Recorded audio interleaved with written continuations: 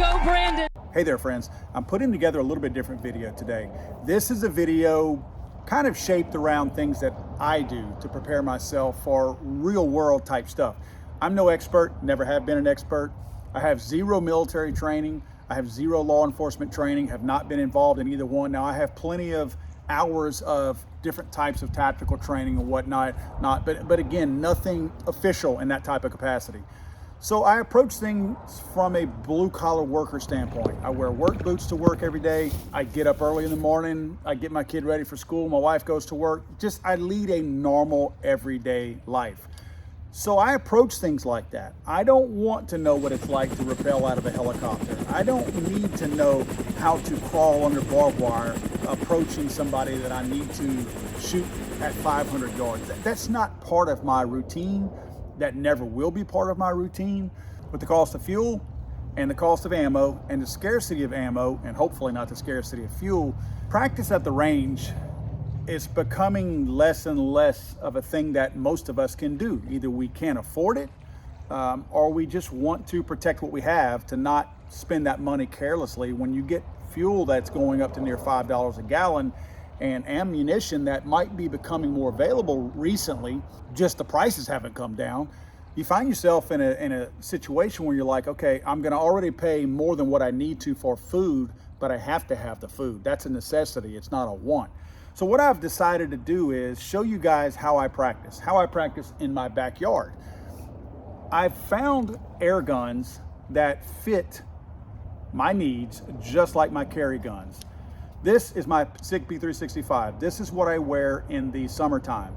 And the reason why I'm putting this video together now is because I wear a different type of gun in the summer than I do when I'm a little bit more heavily clothed. So what I did is I found an air gun that is identical by dimensions. What I do is I can practice in my backyard. You'll see I have some targets laid out over here. This gives me an opportunity to shoot a plastic BB. I don't use a steel BB, obviously, not trying to break windows or aggravate anybody. Many times you can get BBs that are either biodegradable or some of these will shatter on impact so that they don't leave a whole bunch of stuff in your yard or whatever.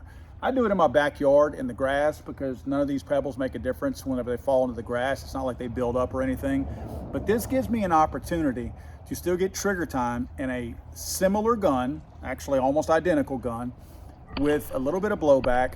It's getting me used to drawing and it's getting me used to getting on target. So I want to get into that muscle memory more than anything. I want to drive those fundamentals of the normal type of practice that I would have from being a memorized set of fundamentals to being a muscle memory set of fundamentals, so that when I reach for those fundamentals, they're there and my body's responding automatically without me having to go through those steps mentally. Because again, at a high stress situation, I'm likely to forget some of those steps or fumble through those steps. So I'm gonna show you a little bit of what I do here in my own backyard.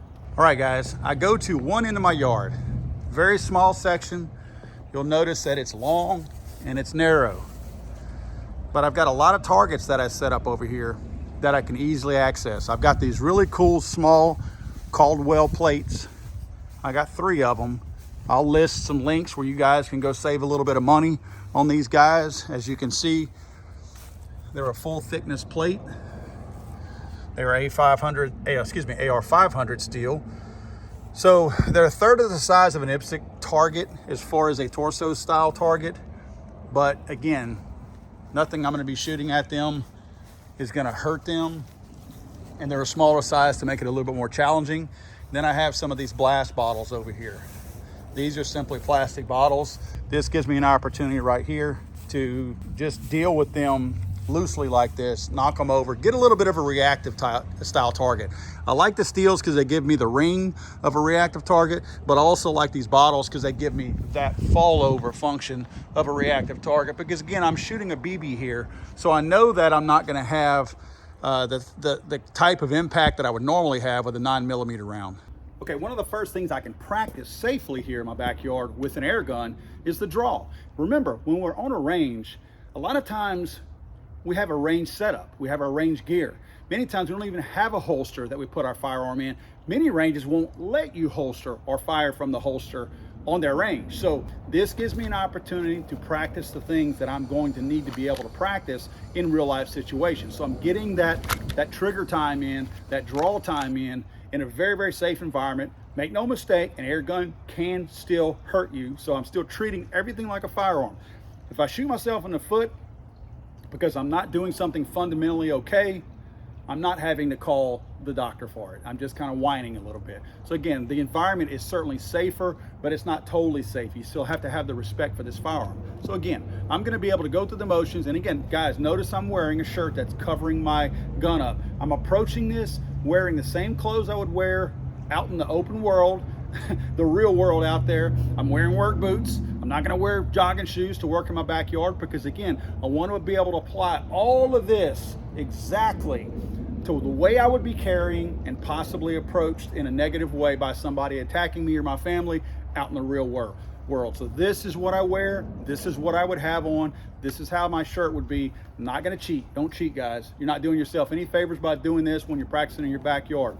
Do it just like you normally would. Put the shirt over the gun if you're concealed carry. Like I told you guys, I'm no expert. I have a very slow, smooth draw on purpose, on target. I make sure that I pick a target. I'm not just aiming it out at nowhere. I want to find one of my, either my Caldwell targets. I may find one off to the side even, you know, just looking at one. It's not always gonna be right in front of me, just like every threat's not gonna be right in front of me. So I'm able to do all of this safely in an environment with an air gun, and I like that. Now, one of the biggest benefits of having a setup like this, also that you wouldn't normally be able to pull off at most of your live fire ranges, is that I can shoot really 360 degrees all the way around me if I want to. In this case, I have two planes. I have downrange, and then I also have over here to my 180 degree, and then slightly behind that with these blast bottles. This gives me the opportunity to, again, get more real life type scenarios instead of just that static shooting that you normally do downrange. All right, guys, now it's time to shoot. I've probably got about 10 or 12 rounds in here, air gun pistols, BBs. So I'm gonna go ahead and take my shots and kind of move a little bit. I'm gonna flow again. Again, this is the freedom that I have shooting an air gun in my own backyard, a controlled environment, but something that's not lethal, not necessarily lethal, that I can move comfortably and get, again, more real life experience. So I can walk out into the yard and draw on these targets as I'm moving, again, like real life would be. So let's get started. I have one off camera steel over here that I'm gonna take one shot at real quick, but then you can see all the other targets here.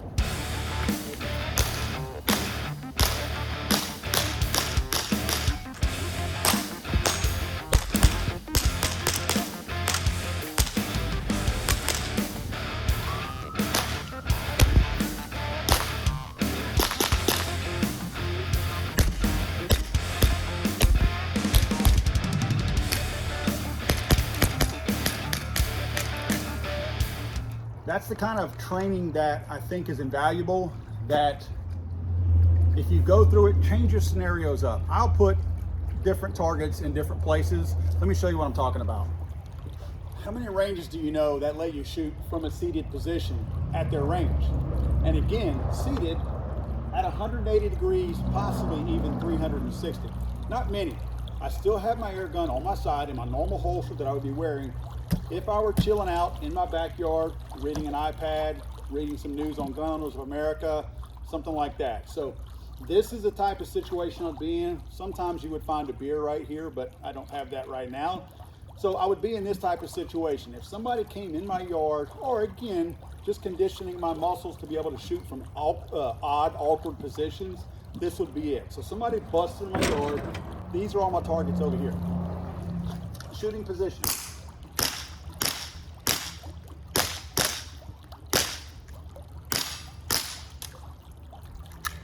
I'm out. Where can you get that kind of practice? Yeah, did I hit everything? Probably not. But I've got muscle memory that I'm accomplishing by doing this. I'll run this same scenario, maybe choose a different array of targets in a different order, but I'll shoot from this exact position multiple times over. And I know that if you notice, I swung to a single hand over here because I can't contort my body enough with that left hand to keep my support hand on the firearm. So I shot that with one hand. Great practice. great muscle memory. We're not going to be in the ideal situation every single time we fire our firearm.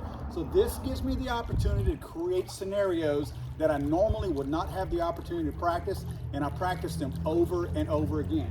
Now, one thing that I do, just a quick explanation before I get started, you can put multiple rounds in here.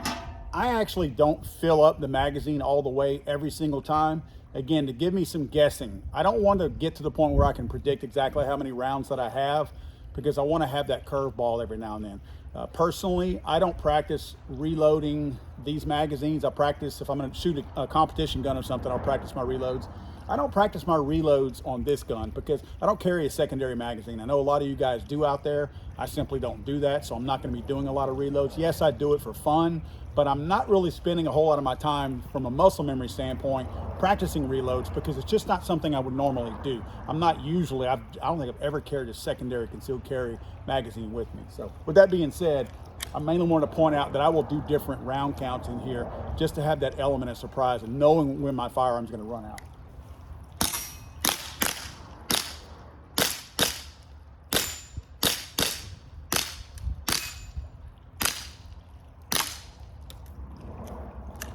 There we go, I'm out. So guys, again, I challenge anyone to get that kind of training under normal circumstances. Heck, even if you were shooting an IPSC round or a USPSA round, you can't break that 180. So I'm breaking the 180 here because I have the luxury of having an 8-foot fence all the way around me, capturing all these BBs. Now friends, you can have a little bit of fun with it too. No one ever said you never learned anything, or certainly didn't produce any muscle memory habits by not having a little bit of fun also. You can't, like shooting basketball or something. You're having fun, but you're learning those fundamentals. This is the pool area here.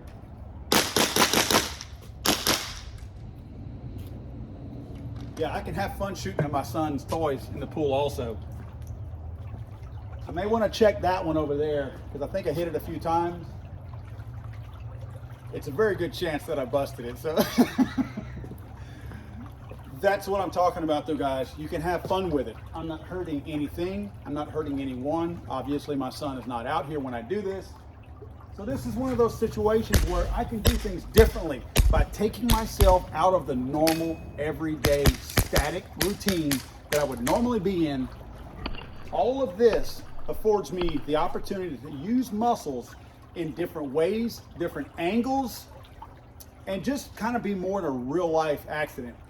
If something happened in my backyard or anywhere else, I can apply all of these different types of muscle movements and quality trigger time with the exact same weapon that I would normally carry at the same time. This is an exercise that I encourage everybody to try, because when you do get out to the range, you also carry all those muscle memory and fundamental tactics and lessons that you learn with you to the range. So it just creates an entire circle of confidence in everything you do related to your firearms. Guys, be safe out there. Remember, don't ever be afraid to be the safest person in the room and the deadliest.